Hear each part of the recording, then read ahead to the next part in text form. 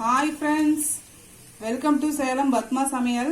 இன்னைக்கு நம்ம என்ன பார்க்க போறோம்னா குயிக்கா ஒரு கிறிஸ்பி ஆனியன் போண்டா தான் பார்க்க போறோம். பாத்தீங்கன்னா டீ போற டைம்ல டக்குன்னு பண்ணிடலாம். வாங்க போய் பார்க்கலாம். அதுக்கு முன்னாடி நம்ம சேனல் இப்பதான் புதுசா பாக்குறீங்கன்னா சப்ஸ்கிரைப் பண்ணிக்கோங்க. பக்கத்துல இருக்கிற பெல் பட்டனையும் கிளிக் பண்ணிக்கோங்க.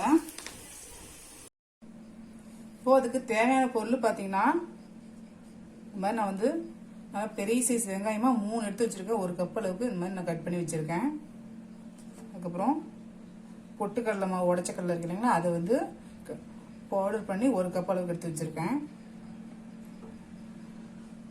3/4 கப் அளவுக்கு கடலை மாவு, 3/4 கப் அளவுக்கு அரிசி மாவு,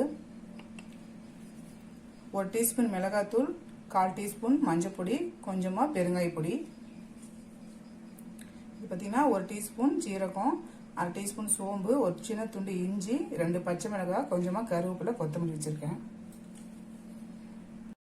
இப்போ பாருங்க, நான் வந்து மிக்சிங் பவுல் ஒன்று எடுத்திருக்கேன். ஃபர்ஸ்ட் இதை வந்து நம்ம வெங்காயத்தை போட்டுக்கலாம்.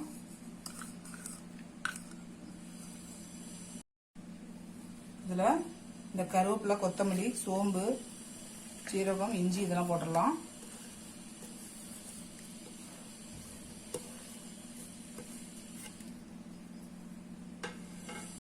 இப்போ பொட்டுக்கடலை மாவு,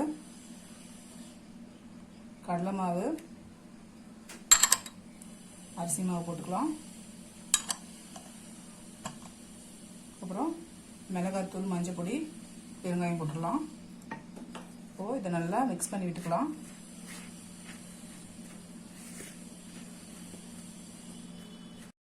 இப்போ இதில் உப்பு தேவையான அளவுக்கு போட்டுக்கலாம்.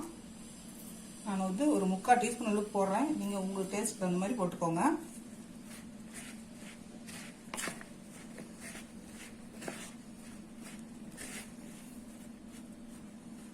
இப்போ இதில் நான் எண்ணெய் சூடு பண்ண எண்ணெய் ஒரு 2 டேபிள் ஸ்பூன் அளவுக்கு ஊத்துறேன்.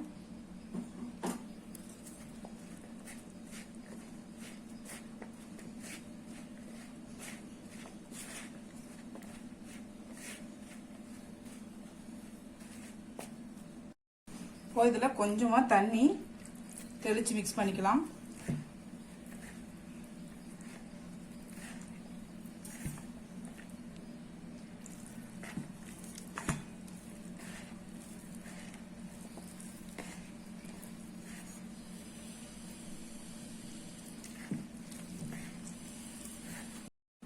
பாருங்க, இந்த அளவுக்கு மாவு பிசைஞ்சா போதும். ரொம்ப தண்ணி போடக்கூடாது.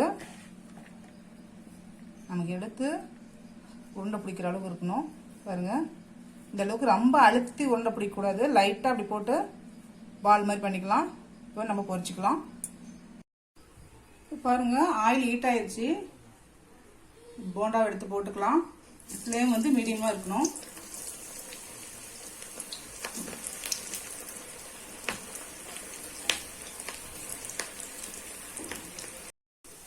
திருப்பி விட்டுக்கலாம்.